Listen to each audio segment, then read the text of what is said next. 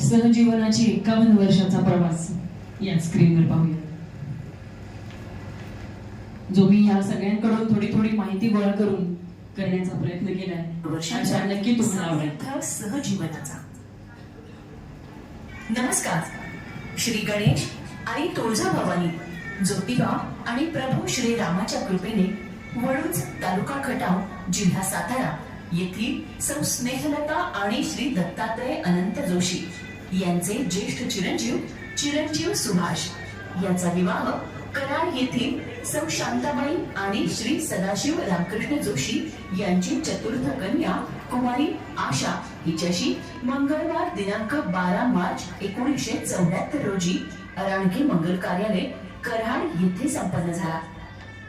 आता कुमारी आशा सौ सुप्रिया सुभाष जोशी झाली आणि चिरंजीव सुभाष आता श्री सुभाष जोशी झाला.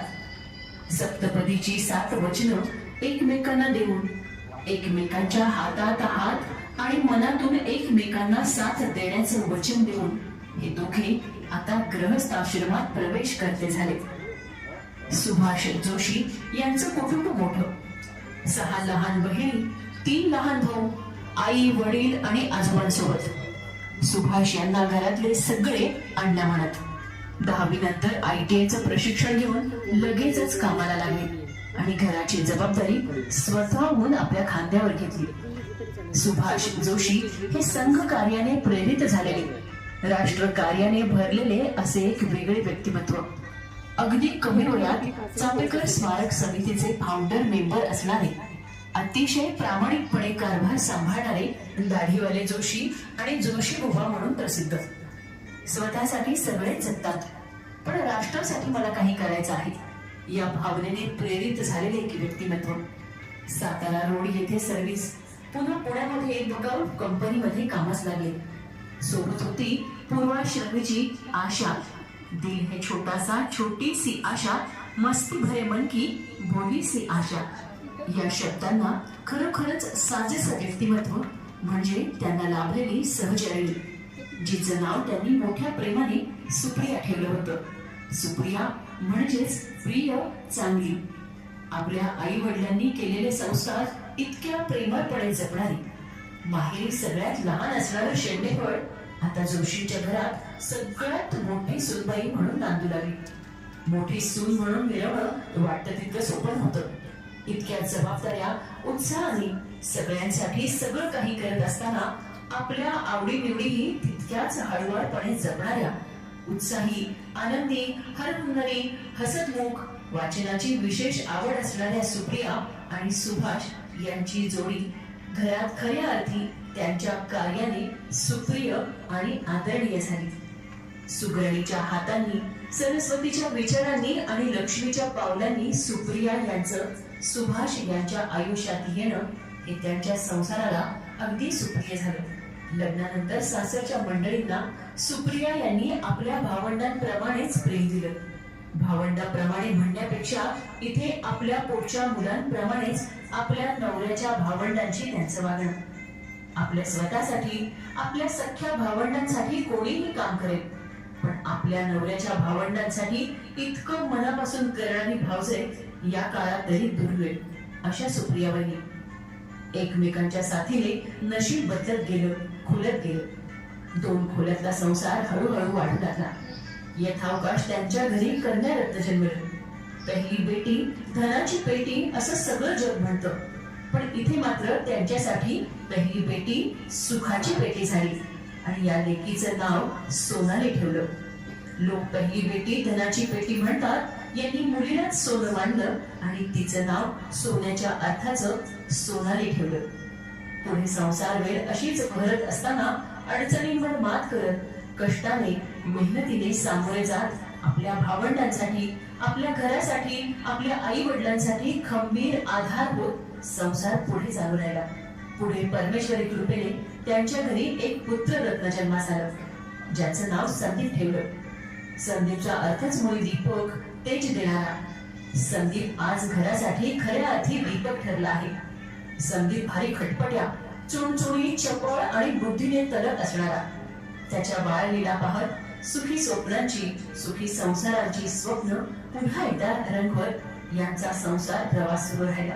आणि याच दरम्यान एक अतिशय दुर्दैवी घटना नियतीने समोर मांडली. कंपनीतील टूल ग्रुप मध्ये काम करत असताना शर्टची बाही अडकून सुभाष यांचा मोठा अपघात झाला. यामध्ये बरगड्या फ्रॅक्चर झाल्या, बऱ्याच जखमा झाल्या. काळ आला होता पण वेळ आली नव्हती, कारण त्यांच्या सोबत आई वडील आणि सगळ्या भावंडांसाठी केलेल्या कार्यकृतीच्या आशीर्वादांची शिदोरी साथ होती. काही काळ या अपघातातून बाहेर पडण्यात गेला आणि पुढे नव्याने कार्य सुरू राहिले. यथावकाश आणखी एक पुत्ररत्न जन्मास आले, ज्याचे नाव सौरभ ठेवले. त्याचं गोड गोजीर रूप आनंदात आणखीनच भर घालत होतं. नियतीची साथ आणि कष्टांची जोड यावर प्रगती आता बंगल्यात परिवर्तित झाली होती. तिन्ही मुलांचं शिक्षण सुरू झालं. सोनालीचं शिक्षण झालं, संदीप इंजिनियर झाला, सौरभचं शिक्षण झालं आणि 5 जणांच्या या संसारामध्ये आणखी एक व्यक्ती जोडली गेली, ती म्हणजे जावईबुवा सचिन पाटील. आपल्या काळजाचा तुकडा सोनालीला त्यांच्या हाती सोपवून सुभाष आणि सुप्रिया अगदी निश्चिंत झाले. आई वडिलांपेक्षाही जास्त काळजी आणि प्रेमानं सचिनराव तिला सांभाळत आहेत. तिलाही एक पुत्ररत्न प्राप्त झाले, ज्याचं नाव ओजस, ज्याचा अर्थच जीवनशक्ती आणि जोम. आणि खऱ्या अर्थी सोनाली आणि सचिनच्या संसाराला एक वेगळीच शक्ती, आनंद, उत्साह ओजसच्या रूपात मिळाला. सगळ्यांशी प्रेमाने मिळून मिसळून राहणारा, सगळ्यांशी मैत्री करायला आवडणारा, जगत मित्र असणारा असा ओजस. आता दुधावर साय चढली आहे, कारण नातवंड म्हणजे दुधावरची साय.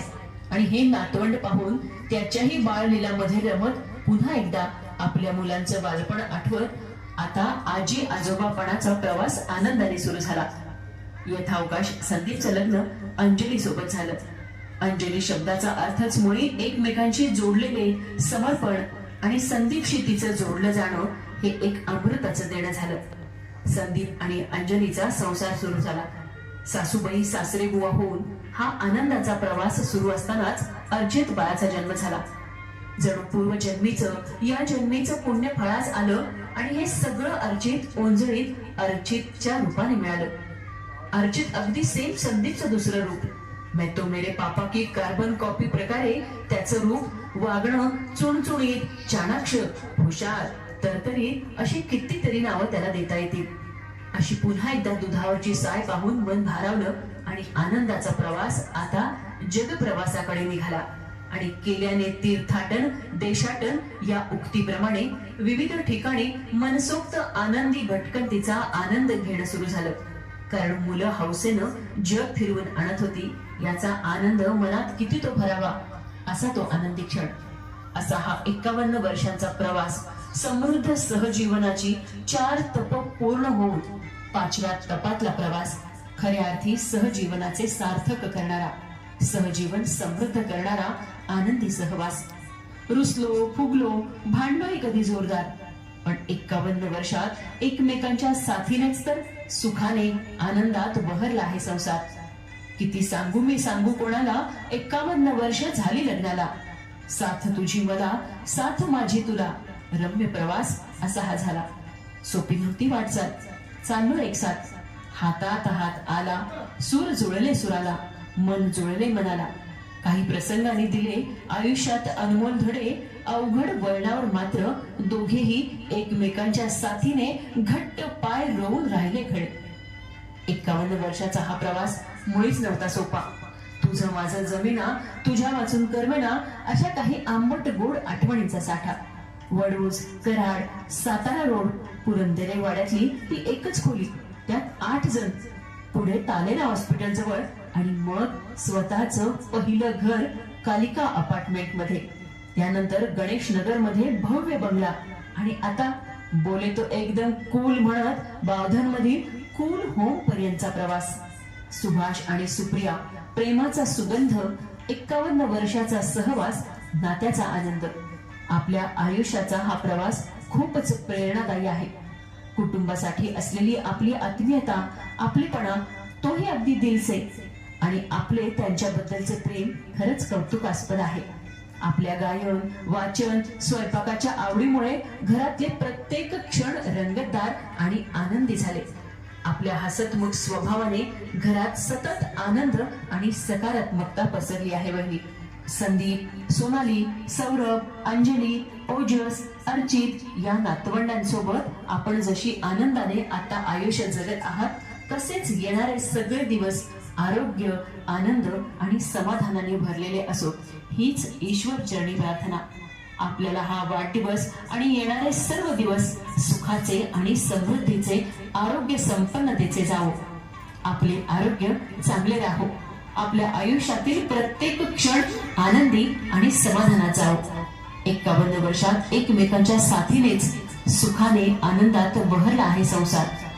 या 51 वर्षाच्या प्रवासासाठी यांच्यासोबत असणारे सगळे नातलग, मित्रमंडळी, आप्तस्वकीय यांच्या शुभेच्छा आणि आशीर्वादासाठी मनपूर्वक आभार. आई भाऊंचे आशीर्वाद आणि तुम्हा सगळ्यांच्या सोबतीने तुमचा हा प्रवास असाच समृद्ध होत जावो या शुभेच्छा देत आहोत. आणि हो, आणि विशेष करून आज सुप्रिया वहिनींचा 71वा वाढदिवस. त्यांच्या आयुष्याच्या 71 वर्ष पूर्तीसाठी विशेष खास शुभेच्छा. सरली जरी 70 तरी 73, उमेदीचं लावून अत्तर, आयुष्याला देऊ नव्याने उत्तर. असा आपला गोड स्वभाव आणि अशीच आपली वयाची 100 आनंदात जावो. या वहिनींना जन्मदिनानिमित्त अनेक अनेक शुभेच्छा अगदी मनापासून. याबरोबरच अण्णा वहिनींना लग्नाच्या 51व्या वाढदिवसाच्या अनेक अनेक शुभेच्छा. हॅपी अॅनिव्हर्सरी अण्णा वहिनी, हॅपी अॅनिव्हर्सरी आणि हॅपी बर्थडे सुप्रिया वहिनी, हॅपी बर्थडे. धन्यवाद. शेवटी धन्यवाद म्हणायला मोदी साहेब पण समोर होते आपल्या बरोबर, कारण संघकार्यानं प्रेरित असणारे व्यक्तिमत्व यांच्या आयुष्यावर जीवनपट करण्याची मला संधी मिळाली या निमित्त. आणि यासाठी ह्या 2-4 दिवसापासून अगदी गुपचूप कारभार चालला होता आमचा. सोनाली, सौरभ तुमच्यापर्यंत येऊ नये याची मात्र काळजी घेण्याचा शब्द मी त्यांच्याकडून घेतला होता आणि गुपचूप गुपचूप आमचा हा कारभार सुरू होता. आम्हाला तुमच्यासाठी काहीतरी करायची संधी हवी होती आणि या निमित्तानं मला तुमच्याबद्दलचा जीवन प्रवास मांडता आला हे मी माझं भाग्य समजते. धन्यवाद.